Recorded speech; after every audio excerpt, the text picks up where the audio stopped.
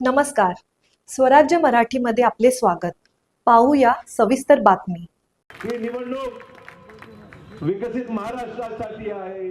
ही निवडणूक विकसित नांदेडसाठी आहे आणि ही निवडणूक नांदेड वाघाळा महानगरपालिकेच्या माध्यमातून ट्रिपल इंजिन, केंद्रातलं इंजिन, राज्यातलं इंजिन आणि नांदेडचं इंजिन, हे तिन्ही इंजिन मिळून एक पॉवरफुल ताकदीने नांदेडचा विकास करण्याकरता मोदी साहेब कटिबद्ध आहेत. आमचे मुख्यमंत्री देवा भाऊ कटिबद्ध आहेत. आम्ही सर्व उमेदवार घेऊन ट्रिपल इंजिनच्या या सहकार्याने आपल्या गावाचा विकास जो मागे आम्ही केला त्याच्यापेक्षा अधिक गतीने आगामी काळामध्ये नांदेडचा चेहरा मोहरा बदलला त्याच्यापेक्षा अधिक वेगाने आपण या ठिकाणी आगामी काळामध्ये काम करणार आहोत. मित्रांनो, डीबी सावंतांनी मगाशी या ठिकाणचा या सगळ्या बाजूच्या आसपासच्या भागामध्ये इनाम जमिनीचा विषय होता, तो आमच्या बावनकुळे साहेबांनी झटक्यात सोडवला. जोरदार टाळ्यांनी त्यांचं अभिनंदन केलं पाहिजे. की तातडीने निर्णय घेणारे आमचे शक्तिमान देवाभाऊ आहेत आणि महसूल मंत्री बावनकुळे आहेत.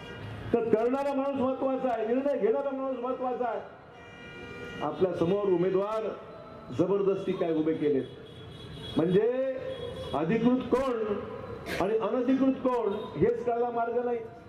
शिवसेनेच्या उमेदवार आता तुम्ही पाहाल वार्ड नंबर 3 मध्ये जो आपला विमानतळ सांगवीचा भाग आहे, शिवसेनेचे किती उमेदवार आहेत? 2. एक अधिकृत आणि दुसरा अनधिकृत. 3 आमदार अनधिकृत उमेदवाराचा प्रचार करतात आणि एक आमदार अधिकृत उमेदवाराचा प्रचार करतात. नेमका कोण, नेमका उमेदवार कोण? लोकांना हेच कळायला मार्ग नाही आहे. आधी आम्हाला शिव्या घालत होते, आता एकमेकाला शिव्या देणं सुरू झालेलं आहे. आता तुम्ही विचार करा, अशी जर मंडळी तुम्ही निवडून दिली तर तुमच्या भागातल्या विकासाच्या कामाला 3-3, 4-4 आमदार जर वेगवेगळी भूमिका असेल तर नांदेडचा खेळ खंडोबा झाल्याशिवाय राहणार नाही. राज्याचा प्रमुख ज्यावेळेस सांगतो, राज्याच्या प्रमुख ज्यावेळेस फाईलवर सही करतो, तो निर्णय अंतिम असतो.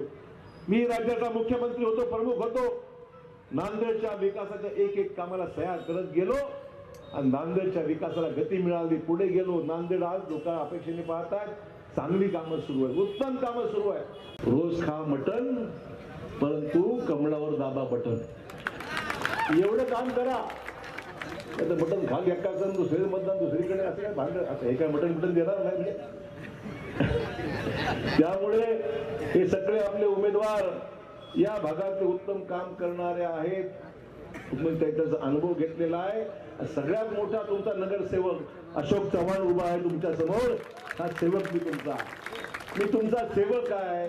या महापालिकेमध्ये सत्ता मला द्या, माझ्या पक्षाला द्या. यांचा कान सुद्धा मी पकडू शकतो, यांना उठबैस करायला लावू शकतो. तुमच्या समोर काम त्यांनी केलेच पाहिजे, ही माझी गॅरंटी आहे, देवा भाऊंची गॅरंटी आहे, बावनकुळे साहेबांची गॅरंटी. हे काम करतील आणि नांदेडच्या विकासामध्ये 100% हातभार आम्ही सर्व मिळून लावू हे आश्वासन देतो. आपली रजा घेतो. जय हिंद, जय महाराष्ट्र. स्वराज्य मराठी, बातमी नाही जबाबदारी. चॅनलला लाईक करा, शेअर करा आणि सबस्क्राईब करा.